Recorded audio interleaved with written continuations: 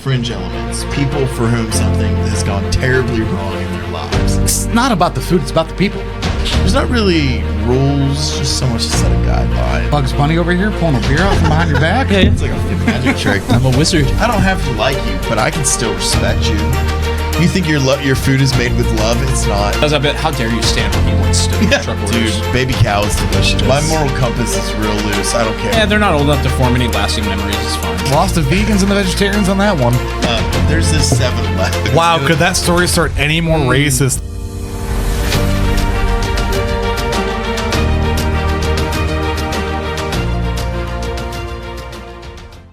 All right. Hold on, let me finish this real quick. You didn't finish this either. God, it's leaving empties everywhere. I know, there's not even empties. Why would need beverages, I think so. let me know. Heard. Thank you. We'll call for hands. Hands. Who's fucking water? Water. All right. On a line cook podcast. H2O. Hi, guys, and thanks for joining us for an episode of More Salt. I think this is our pilot episode. You think? I don't know. I've been drinking. I think it is. I think it is. I don't think anyone's going to watch this shit, but it's okay. We're going to do it anyway. We're going to have a lot of fun doing it. Our editor's going to watch it. Yeah. Love you, for buddy. sure. Yeah. This is the podcast about people that keep the service industry moving forward. You know, line cooks and chefs, dishwashers and barbacks, and anyone that has ever cried in a walk-in, I guess. I mean, before we get too far, Josh, you want to at least introduce us? Let us know who we are. Absolutely. Who am I? So I am joined today by my good friend Chef Joe. We've worked together for a long time. Great dude, fantastic chef, piece of shit human. As it should be. And my good friend Quade, who is my representative line cook of the day. I speak for the common man. We've been friends for a long time, and I've been your boss, and I've been your best friend, and you know, I'm thankful that you decided to join me on this. Because we don't know what we're doing. But what we do know, Josh, is the one thing that I think you worded really well is it's not about the food, it's about the people. Yeah. And that's the biggest thing. That is a thing I said one night while I was real drunk, but it seemed to have stuck. It's not about the food, it's about the people. And that's who keeps this industry going, because if it wasn't for us... We can all cook. We can all fucking cook. Get that away from the we can all cook. And well, some people can't. Yeah, some of us. We'll get into that. But, like, there's a lot that comes with it, man. And I think that, you know, there's such a huge percent of the population that either currently or have in the past worked in the service industry, whether that's a fast food job or a shitty franchise restaurant or, you know, a mom and pop Italian place, whatever it is. Like, these are the people that day in and day out keep the industry moving forward. And, you know, we deal with a lot of shit, man. And there's not really a space that really truly you know, describes what the life is like, you know. And so it's my hope that, you know, we can create that space for chefs and line cooks and people who can relate to the shit that we want to talk about, you know? And it's not just back house. I know that all of us are back of house. Yeah, a lot of our guests that are coming are going to be back house. But it's for anybody, front of house, bartenders, managers, whoever you may be in that situation, except for owners, because... But you know how I feel about restaurant owners. Yeah, we all feel the same way, unless, you know, they have good background. But it's about everybody. Yeah. And it's a platform where we want to bring as many people as we can for your voice to be heard, for you to tell your story and let us know where you came from, because no one really listens to us if they don't know what's going on. I mean, it sounds like kind of a cliche, but, like, genuinely the most interesting humans I've ever met were, like, restaurant employees, like back of house people. Like, they were always came out of or into some wild shit, and now they're just, like, making burgers every day. And sometimes you run into somebody like, dude, what the fuck are you doing back in a kitchen? Like, why aren't you, you know, a doctor or like X or Y. Not a like you're not living up to your potential thing, but like, dude, you could be doing something totally different just because of like your skill set and the kind of human that you are. Just because people like to cook. Y'all ever read Kitchen Confidential? Oh, absolutely. Absolutely. You read it to me against my will. Dude, that's the Bible. In that book, he talks about how the industry attracts fringe elements, people for whom something has gone terribly wrong in their lives, and so I think that's a big part of it. You have this collection of people, these thuggish group of criminals and people with addiction issues, and a bunch of people that just as soon as beat the shit out of each other working together, and it's beautiful to watch this group of tattooed thugs dance around in a kitchen at, on a busy Friday night. Like it's definitely something to behold, and we do this shit day in and day out. It's stressful, it's hard, it's hot, it's miserable. Oh, it sucks. But a lot of us love it. It's a fucking blast. Yeah, it's like working on a pirate ship. Yeah. There's not really rules, just so much a set of guidelines. And there's a lot of guidelines that we kind of fringe, if you will, to bring that word back around. But also, I think like when we started too, because Josh, how old were you started in the industry? I started late. So my first job when I was 16 was Subway sandwiches. You were a sandwich artist? Yes, bro. I hated it. My guy. I hated it, and at that time in my life, I didn't want to work, and I didn't really know. I didn't have like a direction. I was very lost at that time in my life, and I went into doing like manual labor jobs and stuff like that. Found myself in a bit of trouble, and had to deal with all that. And then when I came out, I decided, okay, I need a fresh start. I went back to working at Pizza Hut, and then I got very lucky, and I wound up at a restaurant that was doing very well at the time, a local place called Barley and Poured. That's not a shabby place either. I mean, don't sell yourself short. Now, but I didn't, dude. I was green as fuck. I didn't know what I was doing. But I'd also never seen food like that before in my life. And so, like, I fell in love with it. And, I also had people saying, like, dude, this kid sucks. Like, he's not going to fucking last. Dude, I was 26 by the time I got into a real kitchen. And that's a late start for a lot of us, too. It is a late start, and I have since, like, I'm the sous chef at a fairly large account now. I have a very cool job. I've worked really hard to get where I am. And I've tried to bring as many of my friends and people that I care about along with me as I could. We talked about earlier when I met you. You made like, $14, $15 an hour. Mm-hmm. I brought you with me to a community beer company in Dallas. Yeah. And got you $20 an hour. Yeah. That's where you remain to this day. That's where I am. You're a damn good line cook. I worked with you in the past at another local place here. We did some pretty cool shit together. Back when that place was still good. Not Not going to name names, but and then Quaid, what about you? How old are you when you started? Actually, I've been cooking most of my life, but like for a job, I started service industry when I was 19. Okay. Went from doing like manual labor growing up, because that's just what you did where I grew up, to I started in that Alice Diner place that I also mentioned previously. I was a server there. And then I came back up here going to school, and all my friends worked at IHOP. So I got a job at IHOP. I was a night server there, and I saw some shit. Oh, I bet you did. Bro. But like that in Waffle House, Oh, man. Waffle House would have been more fun. Dude, You're allowed to fight people. Is a great company. Yes. Don't even get me started. We're going to talk about that on a later episode, but that's a full-on story right there. We should get a Waffle House person. Be fucking rad. I just want a copy of the playbook. Yeah, good luck. But I went from there to actually worked like a white-collar job briefly. Hated that. And then they let me go for performance issues, because I would do all my work in 3 hours and then just like watch YouTube videos. Yeah. And they're like, you can't do that. And I'm like, okay. Well, so what else am I supposed to do, right? Thank you, senor. And then I was in a rut for a little bit, and I had a friend, hook me up with a job out. I was a host and delivery driver for Zoe's Kitchen in Plano. Really? I heard Yeah. that place, I have too. Yeah, it's nice. They make some good shit. If you get the kids pizza, I don't know, it's like a flatbread type thing, but you throw some grilled chicken on there, it's basically like a little pizza thing. Like, it's fucking great. It's funny how we always know how to manipulate enough where it's not a special order. Yeah. But it doesn't piss off the kitchen. I mean, but it's still good. Well, one of the cooks would always kind of look at me annoyed when I asked for it at close. I'm like, I'm not allowed to put the order in until we close. Like, I'm sorry, man. Like, I'll come make it. And he's like, no, it's fine. It's fine. I'm like, okay. And then I was out there and like, you know, I drive a truck and it's all the way out in Plano from here. And then also being a delivery driver on top of that, I was burning through most of my money just keeping my truck running. And one of my best friends was a hard. manager. You don't get paid a lot as a line cook, and I was making at the time what was that? That was like 2017. I said before COVID. Yeah, it was. COVID. I was making like 10, 11 an hour, which wasn't bad. Technically plus tips.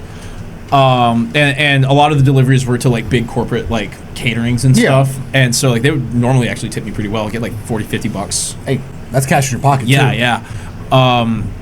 But he was like, hey man, like you're because I cook for shits and giggles, and he invited me out to cook for him and his fiance because I talked about shit I cooked for myself at home. Like, dude, come and make us some of that. I'm like, okay. And he was a manager at a seafood restaurant here, and he goes, dude, that was really good. He goes, how would you like to come cook for me? I'm like for a job? And he's like, yeah. And I'm like, I don't know if I'm good enough to do this shit consistently. No shit. And he's like, no, come on. I was like, okay. And so I went out there and I did that for a couple of years, and I bounced from there to those opportunities are what get us to where we're at. You know? Chipotle. And I was a line cook at Chipotle, and that taught me consistency and speed because I had to do a lot of shit by myself constantly. And then from there, I went to university where I met you and did a couple years there. And then you moved me over to the brewery where I am now. Yeah. And I've been doing a lot of the same, like speed, consistency. I actually get bitched out for being too fast now. Line cook shit. I outrun the expo, and they get mad at me. I mean, you don't say herd, and that... Because it's already happened. Like, it's literally before they've called the fucking ticket. I get on to him a lot for this. They're like 4 burgers come in, and as he's reading the ticket, I've already got 4 patties down on the grill, and I'm putting the buns down to toast. Like, just say herd. Just say the word. But you did drop. Herd is the word. The man. magic C word, which is consistency. And I think that's what we all strive for. You know, being in kitchens is putting out the same product every single time, so that when our guests come in, they do get that same experience every single time. So it's good to hear people nowadays say that because you don't see a lot of it. No. And consistency is huge. But also, all that being said, like, dude, it's a thankless job. Like, we work our asses off day in and day out to provide an experience, a memory, you know, whatever it is, to anyone that decides to step into our establishment or have an event with our company or whatever the case may be. And you never hear, like, as chefs especially, as back of house, you know, you don't get a lot of thank yous. It's very much a thankless job, and that takes a toll on you. It does. That can wear you down, and it's exhausting, you know. And there's some days where you just don't get. It's hard to give a shit. You know. Well, and Josh, I think you touched on a great thing when it comes to it's not just about the food; it's about the experience. You know, we worked in a place where people would have their graduation celebrations. Yeah. So we're not just making food; we're bringing family together that maybe have not seen each other in years, but they come together for an occasion, and we strive to get that 16 top up at the same time, and don't get a thank you. Yeah. Don't get that. You know, we're here to make sure that you have the best experience possible, and the server gets a nice tip. The one that sticks out to me the most was it was a slow night at the seafood restaurant. I had this buddy Zach, and we were both line cooks together, and we got along super well. And one night we're working, it's slow as shit. There's nothing going on. And then this dude comes in, and he was at a table like that we could see right out through like the kitchen window. And our server comes back and tells us like, oh, he's here on a first date. We're like, oh, dude, really? Like, hell yeah. And he's there for like 45 minutes, and the chick hasn't shown up yet. Well, then she shows up, and their order came in, and we so meticulously, perfectly, I think we refired a couple of things because we were like, no, that's not good enough. And we just tweaked it all out, and we sent it out. Right. And then we actually had I think it was like a chocolate ice cream cake that we'd had from like someone had a party or something, and they left it for us. And we were like, hey, when they're done with that, like we told our server to come grab us. And she comes in, she's like, what's up? We're like, hey, send out, like we dressed up really nice on a plate as pretty as we could. Because I sort of remember, like I could make a nice sundae at IHOP. That was like my thing. So I dressed it up kind of like that. And I was like, send that out to them, compliments of the kitchen. Like let them have that to cap off their first date. And like that was a good night. And those are the things that make us feel good. But a lot of what we deal with, it's stressful, it's punishing, it's hard, you know. I've likened it to like being on a battlefield. You're in a small space, you're shouting at each other, you're swearing at each other, there's knives and fire flying through the air, and no room for feelings. That stuff takes a toll on like your mental health, and you know, it wears you down, and I think that's a big part of why I want to start something like this.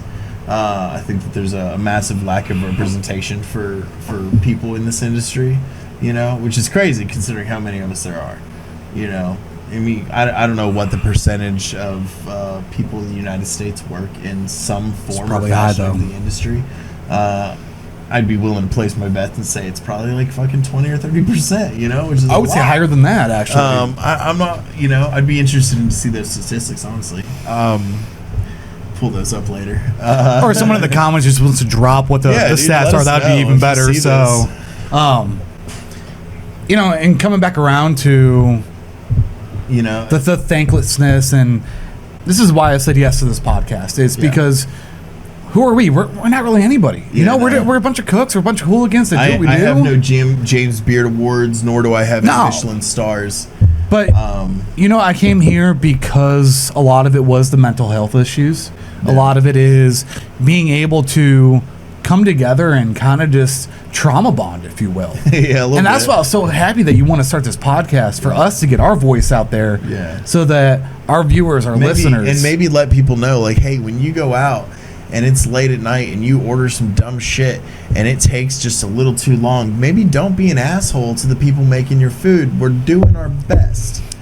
It's not that we're not trying. Yeah. No, ever. It's rough. Yeah. It is a rough job, and it's not for everybody. No. And some people get into it and they realize, okay, this isn't for me. I don't want to do this. This sucks. And then some of us get into it and they go, this sucks. I don't want to do this, but like for some reason I love it. And I'm going to keep doing it. This is the third time I've come back to this industry. You've left. You've gone and done some other things. You were a chef, and then you went and you were a Cisco rep for a while. I spent 10 years in the Coast Guard. I mean, I've gotten out of it. A lot of different sides of the industries, especially this industry. And like you keep coming back to it. Like I know that on your downtime, sometimes you go and work a line. I don't understand it. No one does. You're fucking crazy. I am. But it's something that brings you some sort of peace, I guess. Yeah. And if that's what brings you joy, dude, more fucking power to you. I think a lot of us do find some joy on the line. Like, we have to. It's organized chaos. It is there is almost a war aspect to it, where like you have to bond with the people that are to your right and your left, and you have to make it through a terrible night with those people. And you don't have to like them. No. At all. No. But You're not required you have to work with them. Yeah. Just don't let them die. You don't have to like them. I don't have dude, just because someone's a fucking arrogant piece of shit, fucking, asshole, like, I don't have to like you, but I can still respect you. I can still work with you. I can still create a beautiful product and a beautiful experience with you. But, like, even if you piss me off, I'll you fucking Bugs Bunny over here pulling a beer out from behind your back? It's like a fucking magic trick. I'm a wizard. And I think that goes back to, why are we here? Why are we even making this? Because this whole thing started off as a joke. Did it really? Yeah. I used to work with this chick, Lauren, at the university. You remember her? Mm-hmm. She's all right. She's funny. Yeah. And I had started getting into some podcasts, in my personal life, just watching stuff. And I started making the joke, like, I'm going to start a podcast. We'd have like kitchen banter. Yeah. We'd talk about all kinds of shit. It's like, man, some of this is funny. Some of this is like we'd have a blast. And I don't know, I guess we thought, hey, like, we think we're funny. Surely other people will think that we're funny. We could only hope so. And so we were talking about all sorts of stuff, and I would make the joke, like, I'm going to start a podcast. And then that turned from a joke into, like, what if we did start a podcast where, like, the average line cook, the average chef, who's running a mom and pop restaurant or working the line at some fucking franchise restaurant or whatever the case may be, what if we did something for them? What if we put out a space where, you had that sort of kitchen camaraderie, that banter, that sort of off-color humor that makes kitchens unique in their own right, and not to interrupt real quick, put that out into the public for people to experience. But Josh, you said for them, and that was the biggest thing out of everything that you just said. It's because this isn't for us. This is for everybody else. I mean, it's fun, and it's a great excuse for me to sit here and drink with my friends. And I mean, that's a big part of it. Sure, I enjoy this. It's borderline therapeutic. It truly for me to is. sit here and talk about this stuff. And I kind of hope that other people feel similarly. It's just I want people to be able to relate and to understand that they're not alone in the bullshit in the day to day. That guess what, we all go through this. It sucks. Yeah. We know it sucks. We've had those rough times. We've had those good times though.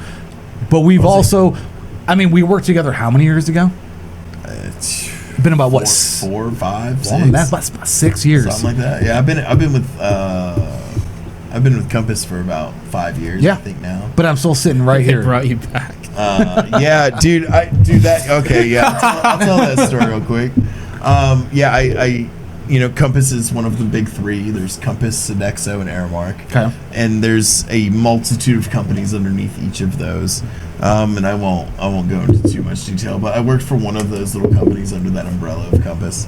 I left that job to go to my current job, where I went to work with a smaller catering company that manages a couple of decent accounts. And a month into my employment at this new company, at this new account, we got bought by Compass. So no sooner did I leave, they just pulled me right back in again. Funny how that works out. What a Yeah. power move. Right? Yeah, you thought you got away. We bought your Which company, honestly kind of motherfucker. works, because that means now I think I'm a 10-year employee, so I'm gonna get some benefits. Hey, with that, that's even but, better right there. Benefits. Yeah, but it's been good, and What are they've those? been good to me, so I can't really bitch too much about it. But like I think it's important for us to have this sort of space where we can. And you talk about like the heat and the chaos and the all that, but like it's that ability to thrive in it that I think really does set like back of house people apart. Because I remember when I did my stage with you, and I'd gone from like things were You made I'd be your in the stage? dining hall. Oh yeah, What a dick. I got paid for my stage. It was awesome. I made you my got paid best, for a stage? Yeah, I got paid for my stage. I made my best friend stage for me. Yes. Actually, yeah, I fully believe that. And it's not that I didn't believe in him. I knew he could do it, but that was part of the process. Yep. I know that you can do it, but my boss Needs to see it. and all of the members of my team here, they need to see it. Yeah, absolutely. They need to know. And so when he came in, we were prepping for Burger Fight, which was a big event that we did. We raised over $40,000 for people surviving with MS. It's very cool. Actually, it sucked, but it was fun. But it's also good to be able to do those charitable acts too. Yeah. Yeah, but brought him in during his stage. We were prepping for that event. One of the things that we done for our little slider, because everybody had to make a slider. And all right, so the real story is that our dishwasher had, for some reason, accidentally cut open a bag of Dr. Pepper syrup Oh no. for the fountain. Oh no. Oh, that mess. He accidentally cut open a bib, and we saved as much as we could. Bag and box, But by the way. suddenly I have all this just raw Dr. Pepper syrup. What do I do with it?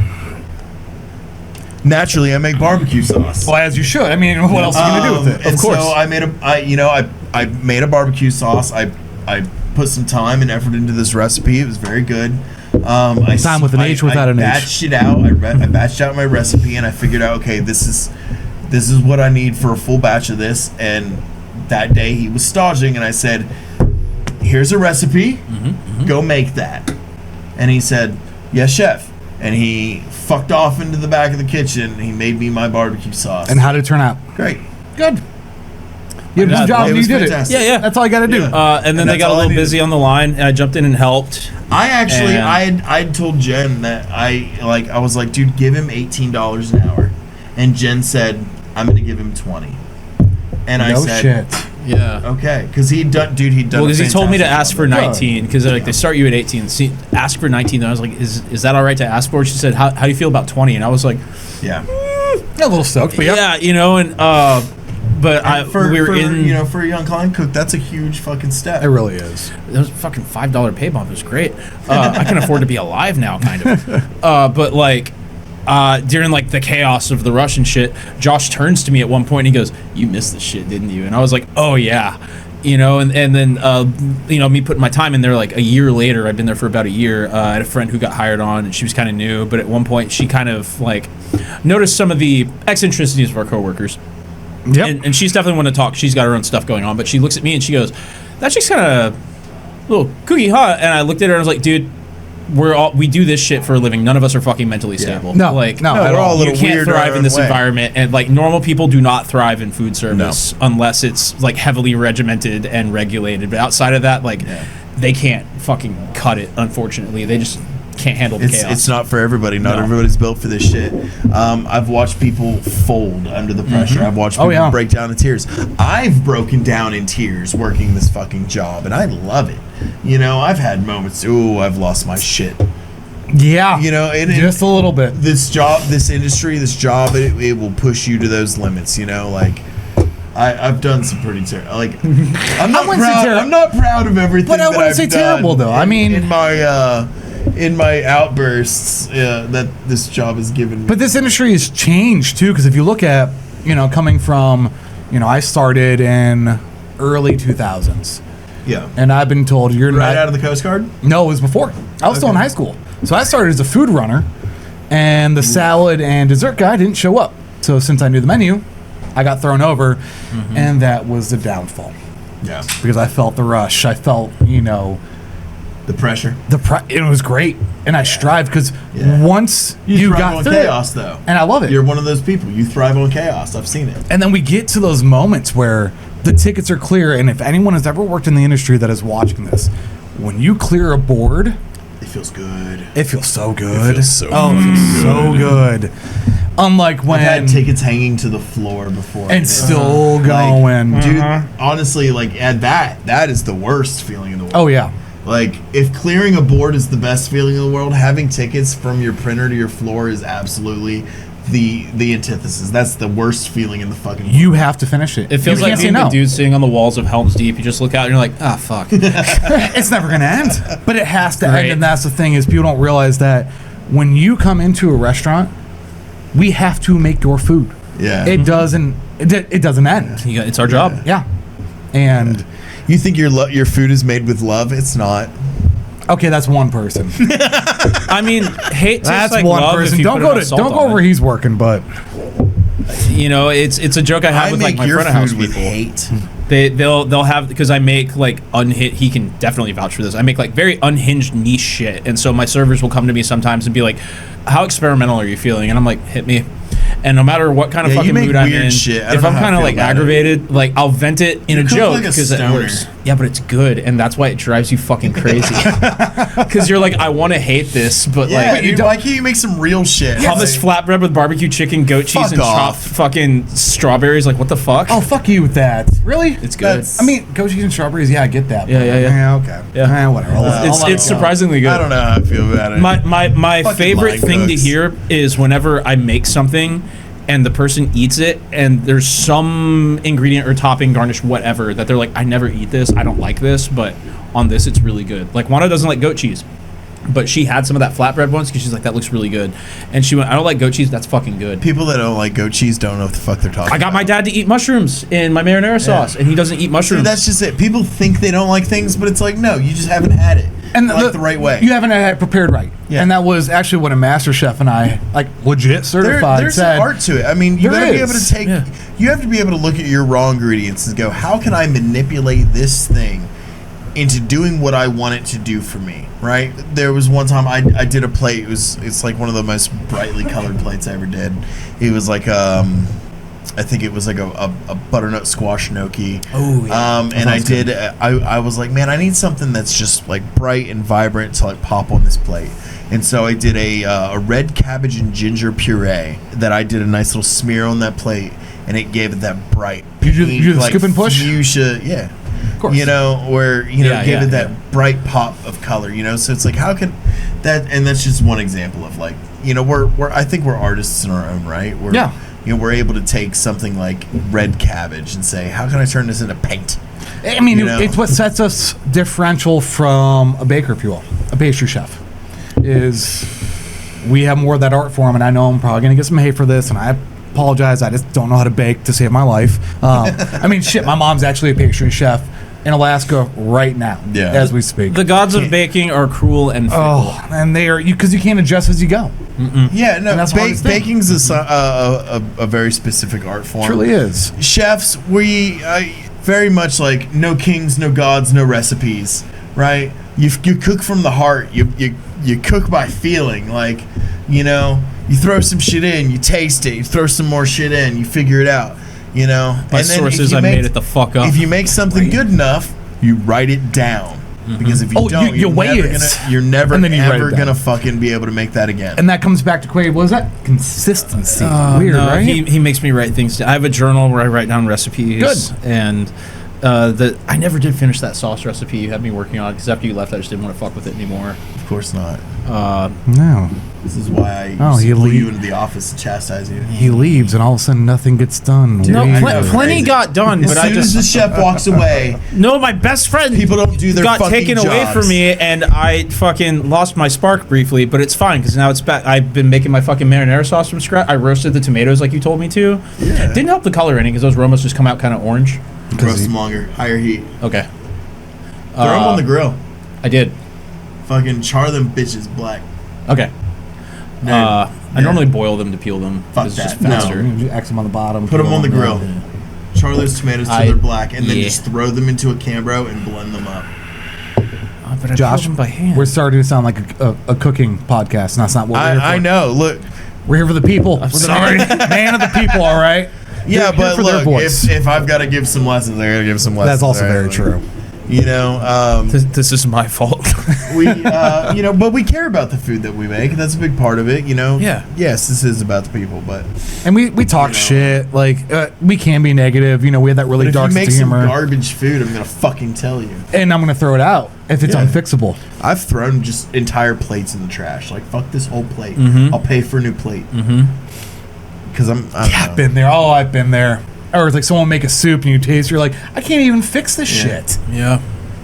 If Having it's a- not salvageable, having a I'm bad just night like, on fuck it, Expo, refire it. like, bitch, fucking refire that. Yep. Yep. You know. See, I love Expo. For It's- those who it's are the purely 70s psychotic and will have that degree of need to be in control, go be an Expo on a Saturday night. Have some fun. See what happens. All my Some friends that people, run again, Expo get stressed crumble out. under that pressure. I love it. And no, it's the second easiest job in the kitchen. You're just playing the matching game. It's just you take the ticket and you read it and you put it with the plate that matches with the words and you fucking give it away to the food And yeah, runner. that is and so you move hard on. for some And it's people. funny, I'm going to oh honey you in this situation because I don't think you really know what it's like when you're working with 3 different people. You have your dishwashers who are brand new that are staging that night, who don't know where anything's at. You can't leave the line because then tickets come up. It is controlled chaos. Yeah. And you have to make sure that everyone is plating at the same time. And guess what? There's always one person that's behind. Your expo, And you're that person, aren't you? I know you're that person. your I would expo never. is supposed to be the captain of your ship. They're supposed to be steering you in the right direction. If your expo fucking sucks, if your expo can't keep up, if your expo can't fucking send out the right ticket, then they shouldn't fucking be there. And they're the only voice that should be heard the whole time. In a lot of restaurants, that's how that is. That's how it should be. Too much camaraderie. Everybody keep it calm. I don't talk. I just press the burgers down. Would you talk more? How do I know what you're doing if you're not talking? No, I do communicate like pertinent information and stuff. Like sometimes if I know something's dragging behind because I had to refire it, or just like the steak's a little extra thick, so it's going to take a little longer. Like I will go ahead and like relay that to my expo or the pertinent person. Like Yeah. whether it's someone I've got to coordinate with on the line, make sure plates get out at the same time. That's something I've been really working on. Is like same time, especially when we get stacked up, because it's easy for me to kind of run Consistency. ahead. Yeah. Yeah, and communication. You know, like if you don't communicate with everyone else around, because you don't always see what everyone else is doing. No, you You're, can't. you're zoned in. You're focused. You're looking at what's in front of you. You know, so you have to keep your ears open. Especially You if you're have- temping You have to protein. be able to listen to what your expo says. You have to be able to hear those tickets get called, and you have to be able to say "heard" when you hear those tickets. Just so they Quaderade. know. I'm a silent professional. Oh, jeez. Communicate. That's It's brutal. heard. It's a single syllable. You can do it. I believe in you. It's it's important.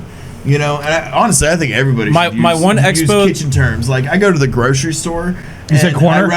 fuck yeah, I say corner. I do too. Behind all the time. Yeah, Dude, I got called out for being back of house in a video game. I was playing a milsim game, and this dude gave my platoon leader gave me orders over the radio. You said heard. I said heard, and this guy in the trench next to me manning a machine gun goes, "What are you fucking back of house?" He's like, "What are you fucking front of house? Fuck you!" And this became a bit where we're all in the trenches like behind, heard, loading, heard. You know what's funny though is you can say Refire that heard machine on a gun. video game, but you can't say it when it actually matters. Dude, no shit. Okay. Because it's already happening. I'm there. But they don't know that. I'm faster than that. No, my one good friend that expos Doesn't for matter, me, just say it. she knows. She's like, Quaid, I never have to check on you. I know when I'm getting it. She's only ever to ask me where something's coming or when something is coming twice. And that was just because I was so bogged down with shit, and it was just me and one other dude on the line, and we were having to hop back and forth between all 3 stations. And so she's like, "When is this coming out?" And I said, "I'm doing it's life." Life is life. Yeah. is. No, I Shit can. we went through. I can run that whole motherfucker. I got left alone for 45 minutes once. I ran all 3 stations and expoed. And so, and good soldiers I follow orders. lost right? 8 pounds that day. What have I always said? Good soldiers follow orders. Good soldiers follow. And I know we've been beating up Quaid, and it's always easy to pick on. Oh, I can tell some stories. and I'm sure, and I'm very sure. I could tell some stories. I'm sure. I mean, I could as well. I mean, trust me, y'all could. You know, though, we had a great time when we worked together. Yes. Every night at the end of our shift, I would go get like little shots, basically, of this imperial stout that the brewery made. It had the highest ABV of anything we had. It's so nasty. It tasted it's like chocolate black coffee stout. Oh yeah. No, I know what you're talking It about. was delicious. I hate coffee. And I love it. And I'd bring back a tray of these shots for the entire crew at the end of the night. Be like, hey, we'd go over some things. You guys did great. Give everybody their praise. And then we'd all cheers and do a shot before we finally closed. And I love that even to this day that You still do tradition that? has carried on. That's awesome. You would come back and say, "Gather round, gather round." And instead, now, Hear ye, gather round. little Chica, she does it, and she'll come in and yell a bunch of shit at us in Spanish that most of it I'm not going to say because a lot of those words aren't nice. But, and that's still kind of the bit, but every once in a while, Angel will do that. He'll be like, "Gather round," and I'll every time he does that bit, "How dare you stand where he once stood?" How fucking dare you? But I love that I left such a good impression on most of the crew there. You're a before great my fucking sous departure. chef. I still had a lot to learn, and it was a learning experience for me. And But we're always learning. Yeah. Do what? We're always learning. Nothing Something- changes. yeah, it's a constant absolutely. process. And it's funny that you bring up the whole entire, bringing back these shots for the. When I left that job, I went back to that same university, and that was like my version of shucking a million oysters, where I went back. Your I went penance? back to an hourly job. I learned how to work with a team of people who, if I can get these group, I don't want to talk too much shit, but if I can get this group of people to do what I need them to do, that I can get anybody to work together. Yeah. And so even though it sucked at the time and I went back to where I was, I learned a lot in that transition. And when I went back into a sous chef position, I felt far more prepared than I was previously.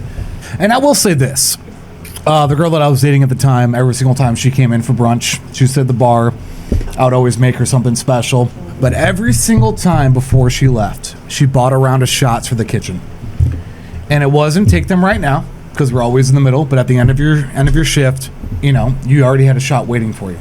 Yeah. So if you want to say thank you to us, buy the kitchen a round of shots, 3 or 4 shots. Yeah. And we're going to appreciate it a lot more than people will know. I went to a restaurant once. I was dating this girl, and her parents were traveling medical personnel. They were in Flagstaff. We flew out to visit them, spent the weekend. It was fucking awesome. But we went to this pizzeria there, and on the menu at the back, there was a thing where you could buy a case of beer for the kitchen. That's cool. Yeah, and I was like, That's dude, hell yeah. huge. And I didn't have a lot of cash on me because I was like line kind of cook? technically between jobs. Well, that was right when I started at That's the Community, best and so thing I was like that you can getting give on my to feet financially. a kitchen crew. Oh, yeah. Yeah, Buy 'em and a beer. I thought that was great, and it 'em was a also fucking beer. it was funny that because you were her boss for a little bit, and that was funny because of things that would happen at work, and then I would get in trouble somehow. I'm like, whatever. Yeah, it always works that way. No, but like her mom cooked and baked a lot because she was a phenomenal baker. That girl. I helped them move, and I came over, and her mom was just like, Quaid, you cook. I have all this kitchen shit that I'm not taking with me. Would you like it? So I got like food grade lavender that I didn't know what the fuck to do with. I have a chef's blowtorch now. I think she's a propane. And like well, yeah, but it's the actual like little, and then like a bunch of extra spices and seasonings.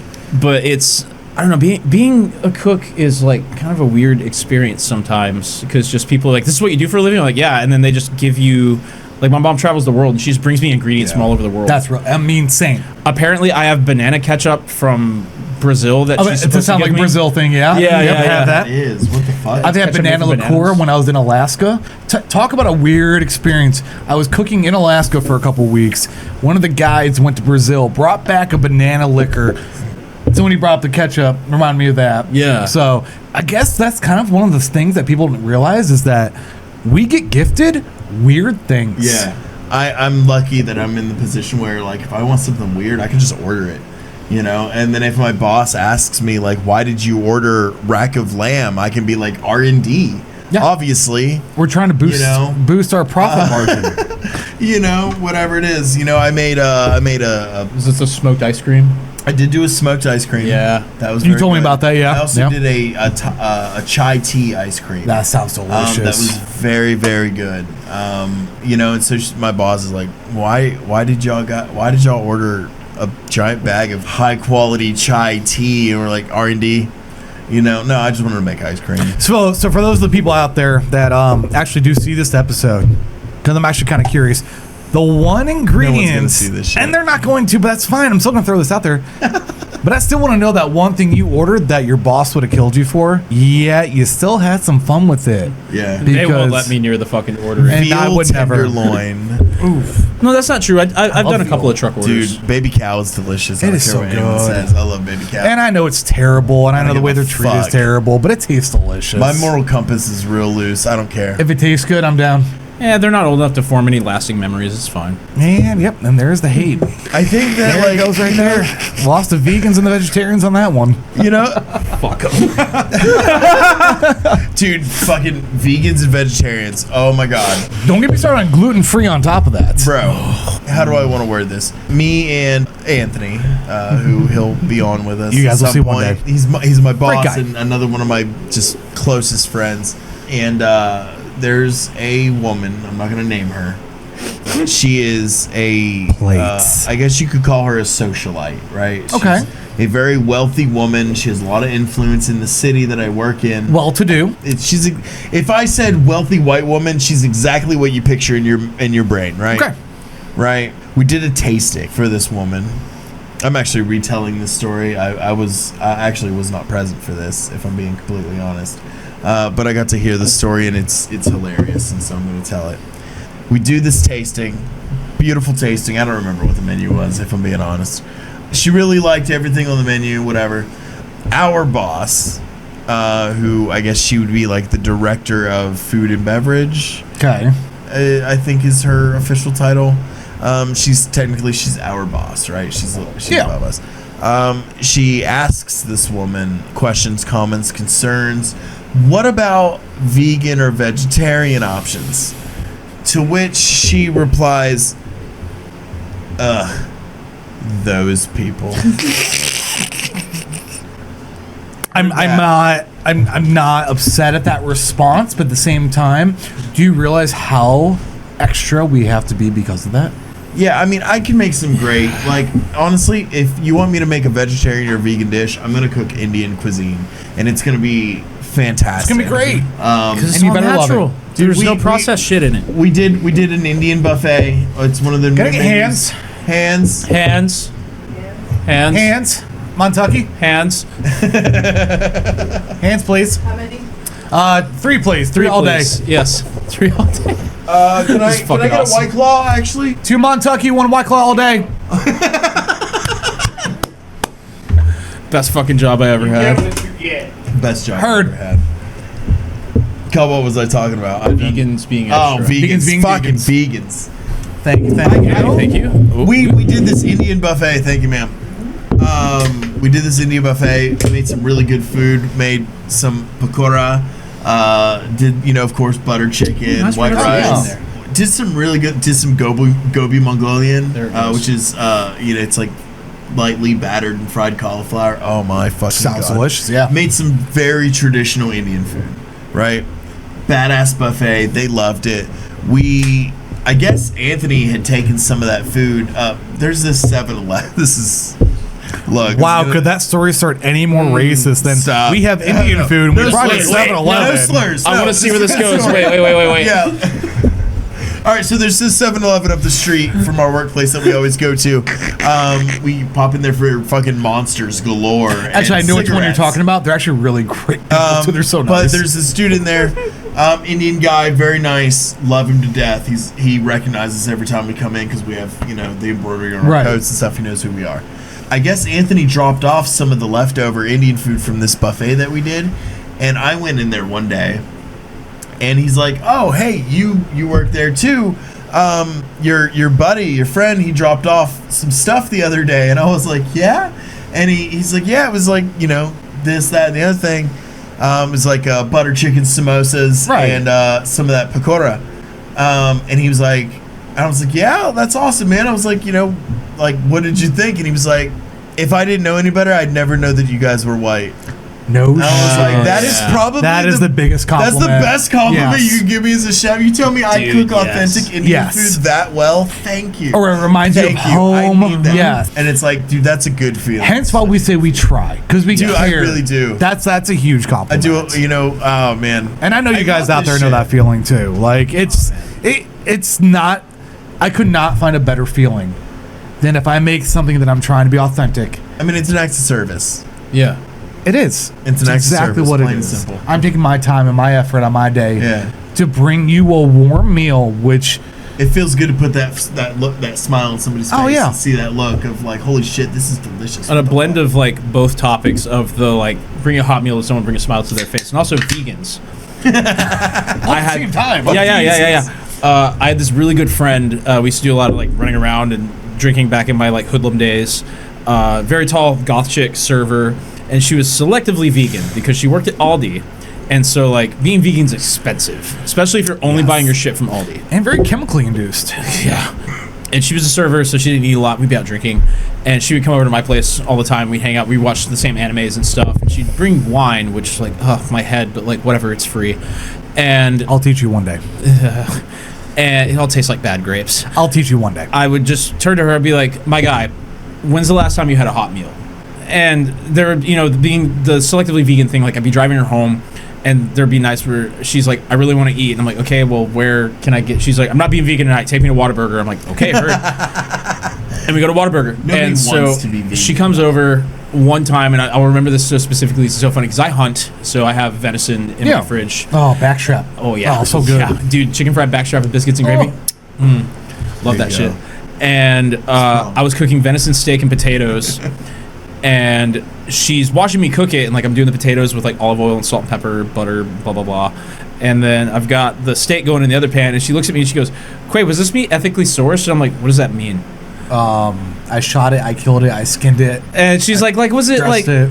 was it obtained in like a morally tasteful way? No, I'm I like, slit its fucking throat. well, no. I was like, yeah, of course it was. He was hanging out eeting corn, and then his heart exploded. He had no idea what It fucking was happened. weird. I don't know what happened. He was Bam! so excited. And she loved it, I'll do that. That's my R&D at work. Is my chef is cool enough that I will bring in venison Yeah. on days I know it's going to be slow, and I'll just kind of fuck around with it. Like I've done chicken fried backstrap. I've done Bring in a whole venison boar steak one day. fingers. Just Just go in there with grab over the your plastic shoulders. wrap and just start wrapping one of the prep tables the whole way around, and just drop a whole fucking boar on that. I table. actually have I have a hunter's be cookbook, fucking and it's hilarious. all hunted and gathered greens. Like there's like a what is it? It's like stewed mushrooms and like pine needle tea. Yeah. Oh yeah. That's in there? No, I spent time But- on the Appalachian Trail, so I know. Yeah, I know yeah. what you're talking Also, about. check out any cookbook by Sean Brock. Yeah. He Yeah, he did does a lot South, of like right? venison. South is Yeah. great. That book's got how to like break down a deer though, and my first deer I ever got, my dad and I processed it at the house, and he was like, "You cannot tell your mom we did this." And I'm like 10. I'm like, "Huh?" And he's don't like, see why "Just not. don't tell mom we did this." I'm like, "Okay." Was it off season? And then no, what happened was My dad is from a part of Texas where deer hunting is a very big thing. Like, you can hunt deer out of season, but just the meat will get put in basically like a community locker, and it's given to underprivileged people because there's so much deer out there to be had. And when they first started dating, when she came back with him to meet his family, they pull into his parents' house, and his brother and brother-in-law and their oldest sons were basically having like, how many deer are we going to get competition.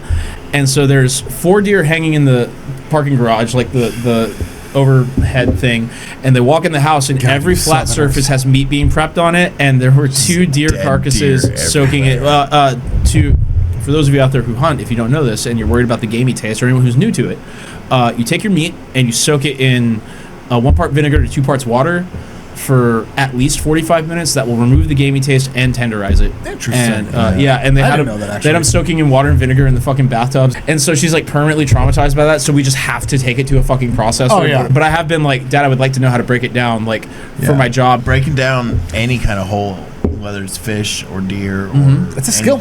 It is a skill. I remember a time when I struggled breaking down logs and chicken with you.